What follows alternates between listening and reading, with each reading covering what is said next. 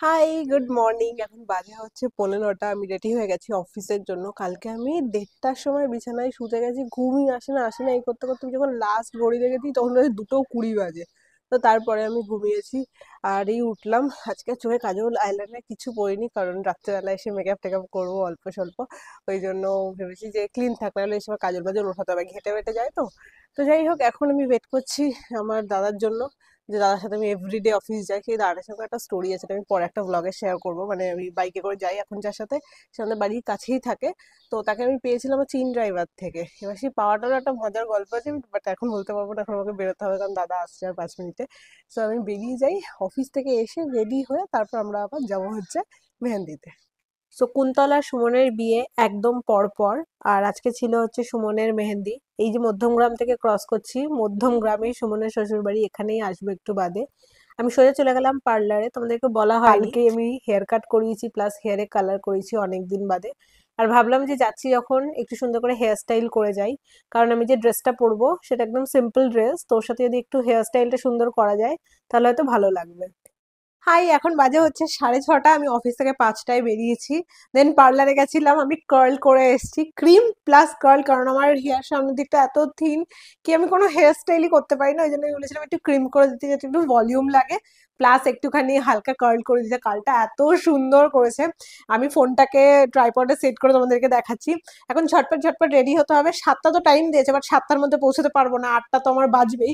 তাছাড়া আমি যখন ফিরছি আজকে অফিস থেকে, আমি বাইক করেছিলাম, তখন রাস্তায় সুমন আমাকে দেখেছে, দেখে বলছে তুই ওখান থেকে ক্রস করছিস? আমি বললাম, হ্যাঁ হ্যাঁ। বলছে আমি তোকে দেখলাম না, না তুই কোথায় আছিস? আমি বলছি কোথাও, তখন বেরিয়ে চলে এসছে হয়তো মধ্যমগ্রামে। তখন বলছে কি না না, আমি অ্যাকচুয়ালি মানে গেছিলাম হচ্ছে বাজি আনতে বিয়ের জন্য, তো আমি আমারও টাইম লাগবে, মানে 7টা 7:15 মধ্যে হয়তো আমি ঢুকে যাবো, তোরা ওই টাইমে ঢুকে যাস। তো সবার সাথে কোঅর্ডিনেট করে নিয়েছি, সবাই মোটামুটি 7:30 পৌনে 8টার মধ্যে ঢুকে যাবে, আমিও চেষ্টা করবো ওই টাইমের মধ্যে ঢোকার। কি ভাল লাগছে না? আমার তো দারুণ লেগেছে। কালারটা না কালকের থেকে আজকে আরো ব্রাইট লাগছে, এটা ওয়াশ করতে করতে আর একটু মানে খেলবে আর কি। আর এর উপরে কার্লটা আমার খুব ভালো লাগছে। আমি সামনের দিকটাতে একটুখানি এরকম ভাবে নিয়ে নেবো। আগে চটজলদি জামা পরে আসি, কারণ কালকে আমি ওড়না নিয়ে প্রচন্ড কনফিউজ ছিলাম। রাস্তা দিয়ে আস্তে আস্তে ভাবছিলাম কোনটা করে নিলে আমার বেশি ভালো লাগবে। তারপরে একটা টাইমে ভাবলাম যে আমি একটা অন্য জামা পরে নিয়ে বেছেও রেখেছিলাম, তাহলে ভাবলাম না ওইটা এখন পরবো না, ওটা থাক, ওটা অন্য কোনো অকেশনে পরবো। যেটা ডিসাইড করেছি সেটাই পরে যাই। রেডি তো হয়ে গেছি, কিন্তু যাবোটা কোথায়? কারণ মধ্যমগ্রামের বাড়ি তো জানি, কিন্তু বাড়িটা কোথায় জানি না। আর আজকে প্রোগ্রামটা বাড়িতেই ছিল। তো আমি এখানে সুমনের ওয়াইফকে ফোন করলাম, করে লোকেশনটা চাইলাম। আমি এখন এখানে ইনড্রাইভরা বুক করছি। অলরেডি এখন বাজে হচ্ছে 7:30 মতো। সো আমার ওই 8টা বাজবে যেতে, কারণ বুক হবে, গাড়ি আসবে, দেন যাব। সো টাইম লাগবে। ওকে, সো ফাইনালি আমি রেডি হয়ে গেছি। আমার চুলটা এত পছন্দ হয়েছে কি আমি আর অন্য কোনো দিকে তাকাতেই পারছি না, বাট আমার লুকটাও আজকে আমার দারুণ পছন্দ হয়েছে। কিছু তো একটা করে নিয়েছি। আমি জাস্ট ফাউন্ডেশন ইউজ করেছি, ব্লাশ ইউজ করেছি, কোনো পাউডার টাউডার লাগানোর ব্যাপার নেই, কনসিলারের কোনো ব্যাপার নেই। আইব্রো ফিল করেছি, আই শ্যাডো করেছি খুব ভালো করে। 2-3টে কালার মিক্স করে, একটা বেস, একটা মারুন কালার, তারপর চিকচিকি একটা গোল্ডেন কালার দিয়ে দিয়েছি। কিছু একটা করে নিয়েছি, চুড়ি পরেছি। চুড়িটা নিয়ে আমি খুব কনফিউজ ছিলাম যে আমি এই ব্যাঙ্গেলস পরবো কি পরবো না, বাট আমার ভালো লাগছে। প্লাস আমি একটা বন্ধুর থেকেও সাজেশন নিলাম যে দেখতে এটার সাথে এটা ভালো লাগছে কিনা। তো বললো হ্যাঁ ভালো লাগে। প্লাস এই দুপাট্টাটা আমি দুরকম ভাবে নিচ্ছিলাম, একটা হচ্ছে সাউথ ইন্ডিয়ান স্টাইলে ওইভাবে শাড়ির মতো করে নিয়েছিলাম। তো এখানে আমি ওকে দেখালাম যেন কোনটা ভালো লাগছে বলতে, কারণ আমি এত কনফিউজ যে আমি ডিসাইডই করতে পারছি না। তো ও বললো এইটা ভালো লাগছে, এইভাবে পর। ওকে দুটো স্টাইলই দেখিয়েছিলাম, বললো এইটা ভালো লাগছে, এটাতে পর। তো এই হচ্ছে আমার আউটফিট। আমার তো খুব ভালো লাগছে। পুরোপুরি রেডি, শুধু আমাকে জুতো বার করতে হবে আর ব্যাগ বার করতে হবে। দাদা 10 মিনিটে আসছে, আই থিঙ্ক ওর মধ্যে তো বেরিয়েই যাবে। আমার না সব জুতিগুলো নষ্ট হয়ে গেছিল, তো আমাকে আমার বান্ধবী সোনিয়া এই জুতিটা গিফট করেছে রিসেন্টলি। এটা রাঁচি থেকেও নিয়ে এসছে, এটা এখানকার না। আমি জেনারেলি স্টার মল থেকে কিনি, বাট ও গেছিল হচ্ছে ওর শ্বশুরবাড়ি, তো ওখান থেকেও নিয়ে এসছে। এটাই পরবো, এটা আবার ঝুমঝুমিয়ে রয়েছে, ভালো লাগবে। জুতিগুলো না অ্যাকচুয়ালি ডান পা বাপা হয় না, আর জুতোটার মধ্যে এত ময়লা, সেখানটা পুরো ধুলো ধুলো হয়ে গেল। তুমি যে পায়ে দিয়ে সেট করবে প্রথম থেকে, সেই পাটা তোমার ডান পা হবে, অন্য পাটা তোমার বাপা হবে। এই জায়গাটা পুরো ময়লা হয়ে গেল। কোথায় পড়ে গেছিলাম এটা আমি আগে?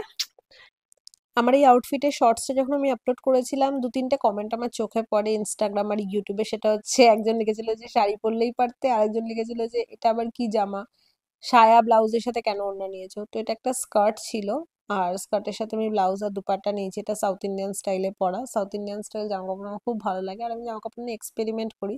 সো আমার পার্সোনালি এই লুকটা খুব পছন্দ হয়েছিল। আচ্ছা, এখানে এসে সবাই ওয়েট করছিলাম চায়ের বাড়িতে, কারণ সুমন এখনো এসে পৌঁছয়নি। তো এখানে সবার প্রথমে পৌঁছেছিল হচ্ছে অঞ্জনা, শুভজিৎ, ভাই আর সঙ্গীতা।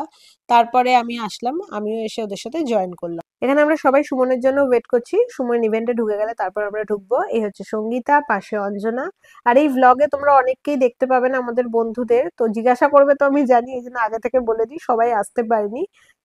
কিছু জনের কাজ ছিল, তো ওরা আবার বিয়েতে আসবে, আমরা এসেছি। আর এখানে আছে হচ্ছে শুভজিৎ, অঞ্জনার হাজবেন্ড, আর আছে হচ্ছে ভাই।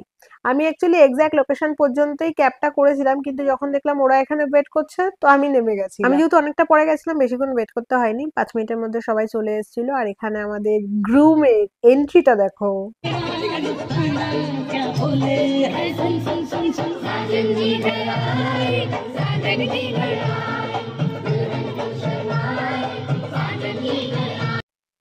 এই যে কুর্তি কুর্তি হাত পা দেখছো, এটা হচ্ছে সায়নের ছেলের, ও অপালার কোলেই বসেছিল।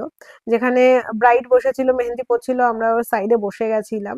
আর সবাই প্রোগ্রাম টোগ্রাম দেখছিলাম, এখানে ডান্স টান্স হচ্ছিল।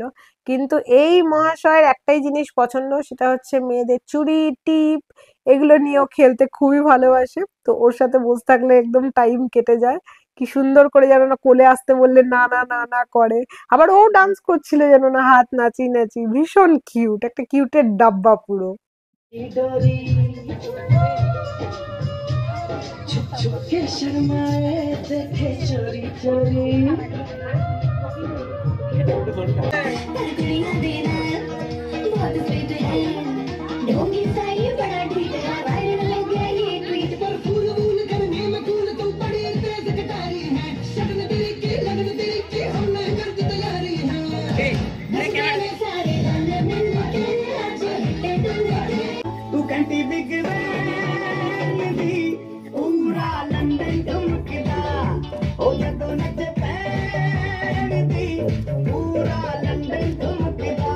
অনেক নাচ করার পর আমরা সবাই হাঁপিয়ে গেছিলাম, এবং আমরা সবাই উইদাউট প্রিপারেশনে ডান্স করেছি। খুব মজা হয়েছে আজকে। তারপর আমরা নিচে এসে একটু বসেছিলাম। ওকে বলছিলাম দেখ তো আমার কার্ল গুলো সব নষ্ট হয়ে গেছে কিনা। ওটা তো ভালো এনার্জি, অফিস থেকে এসছিস, আবার পার্লারে গিয়ে কার্ল করিয়েছিস, এ করেছিস, তার আগের দিন আবার কালার করিয়েছিস। তো এখানে দেখো আমরা আবার ওপরে চলে এসেছি। আমি বললাম দে তোর হাতে আমি মেহেন্দি পরিয়ে দিই। আমি ওকে বলেছি তোর হাতে আমি একটা সূর্যমুখী ফুল আঁকবো। সো আমাকে কোনো মতেই ওর হাতে সূর্যমুখী ফুল আঁকতে দেবে না। আর এই টাইমে ভয়েস ওভার যদি আমি না দিয়ে অরিজিনাল ভয়েসটা দিতাম, পুরো কাই ক্যাচর ম্যাচর শুনতে পেতো, মানে কানে তালা পড়ে যেত। আমরা এত চিৎকার করছিলাম দুজনে মিলে, প্লাস ওখানে যা গান চলছিল। তারপরে ও আমার হাতে ডিজাইন করছিল, আমি বললাম সিম্পল করে দিবি, ওই যে ওর হাতে আমি এটা করে দিয়েছি, এখন ও আমার হাতে করছে। তো ও যেটা করেছে, একটা গোল করে সাইড দিয়ে ছোট ছোট পুটপুট পুটপুট দিয়ে দিয়েছি, যেটা কিনা খুব সুন্দর লাগছিল দেখতে আমার। পরে আমি ওকে রিকোয়েস্ট করছি কি তোর হাতেও আমি এরকম পুটপুট পুটপুট দেবো, না তো সবাই বলবে যে আমি তোরটা বাজে করে দিয়েছি, এটা গোল এঁকে দিয়েছি শুধু। এবার শোনো কি বলছে। কেউ কিচ্ছু শুনতে পাবে না, পেছনে গান চলছে। এই পুটপুট করে নিয়ে এটা বলছি, ভিডিও নিও আর ফটো নিও। আমাকে তাড়াতাড়ি করে এইটা নিয়ে আমায় নিও। এই যে খুঁজতে বলবি, হ্যাঁ ও দেখেছে। এই সুমন কোথায় গেল?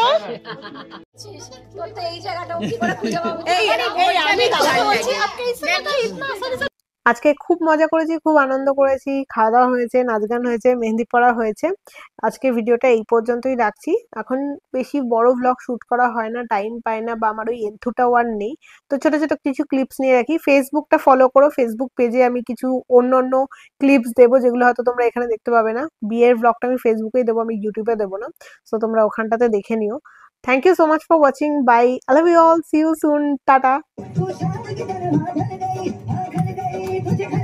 मेरे बेपरवाही खल गई वो कर्मा तू किस खेत की मूली है जरा बता